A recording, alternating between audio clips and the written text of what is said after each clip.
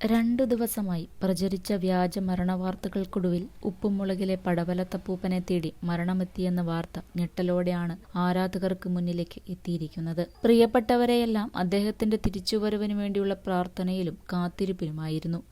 എന്നാൽ എല്ലാം വിഫലമാക്കി മിനിറ്റുകൾക്ക് മുൻപെത്തിയ അദ്ദേഹത്തിന്റെ മരണവാർത്ത പ്രിയപ്പെട്ടവരെയെല്ലാം ഞെട്ടിച്ചിരിക്കുകയാണ്.